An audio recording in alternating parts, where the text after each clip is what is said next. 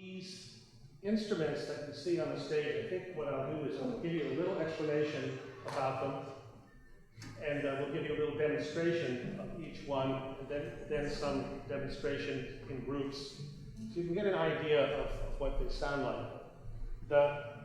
The instruments are members of the so-called new violin family, or expanded violin family if you prefer.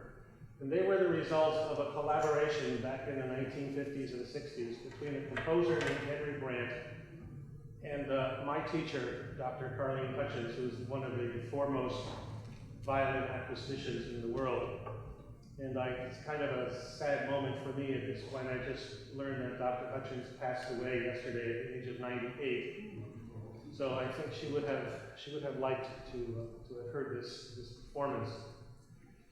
What Mr. Brandt wanted was something that had never been done before in musical history.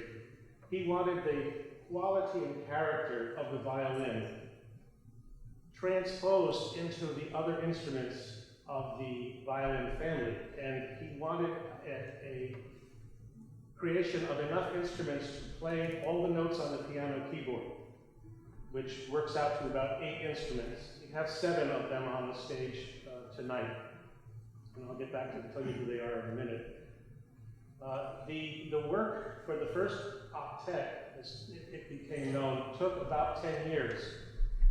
And after that, there were some trials and some refinements, and back to the drawing board and built another octet, which one might think of as the second generations of octets. Then for a while in the 1980s and 90s, not much work was done, until quite recently when I and several other people in different parts of the world have started to take that work and build on it further. So these instruments are the 3rd generation. So the new family is now almost 50 years old, so maybe it's not quite so new anymore.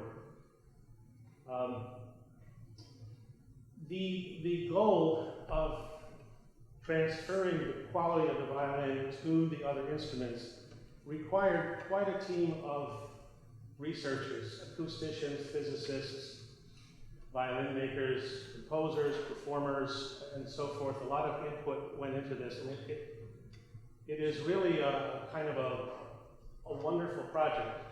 The original violin family that we're used to hearing, that when you go to a symphony orchestra concert, you'll see 2 sections of violins, but the same instrument, really.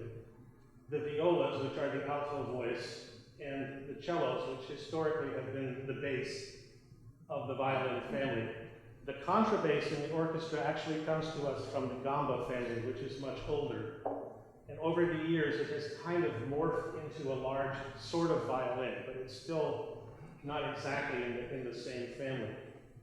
This project required rebalancing those instruments and then plugging the holes in the acoustic spectrum, so that between the alto and the cello, there's now a tenor violin. And above the standard violin, there are actually 2 violins. We have the soprano violin here tonight. The little treble violin, which plays an octave above the standard violin, we're having some trouble getting strings for that, so that's not here tonight. And to maintain the acoustic balance, there's not 1 bass in the group, but 2. There's a small bass and a contrabass. So I will try to point them out and also not stand in the way, and still get close enough to the microphone for my recording engineer over there. The first instrument I'd like to show to you tonight is the soprano violin that Angela has got held up in the air. If you look closely at it, you'll see it looks like a violin, was the basic idea. But if you turn it sideways, Angela, see the ribs are fairly narrow. This regulates the amount of air inside the body, and as we go down in size, you'll see as the instruments get bigger and bigger, that the difference in rib heights becomes quite evident. The soprano is tuned a 4th above the violin, the standard violin, so it's an octave higher than the viola. Another way to look at it would be that the A that the violinist is tuned to is A440. This has a top A string at 880, so it has a greatly enhanced range. And I'd ask Angela just to play a scale, and I'll step away for a second so you can see it and hear it.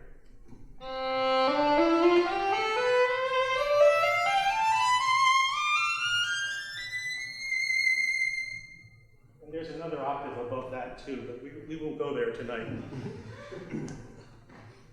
Next in the circle is what we call the mezzo violin, which distinguishes it from the conventional violin.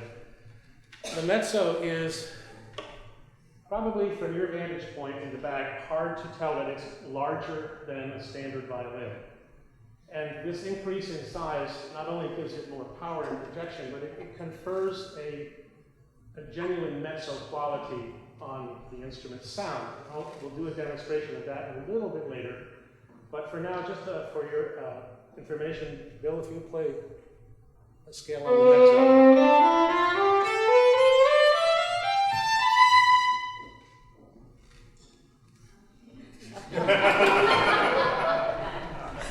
You have it right on the edge of the chair. As it comes, that everyone falls off.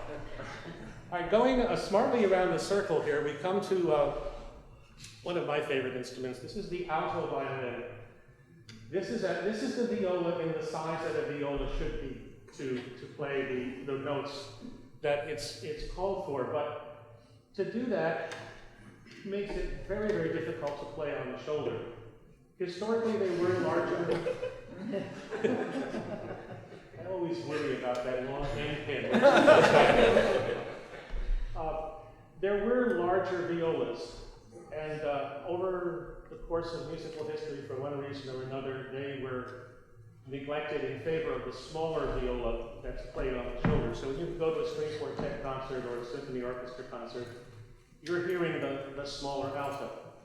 The original design team kind of neatly handled this problem of playability by putting the instrument on a pin so that it could be played vertically like the cello, which also allows the alto player to use the cellist technique of thumb position and play much higher on this instrument than on a standard viola, even though it's much, much bigger. So, Jamie, if you wouldn't mind a little scale.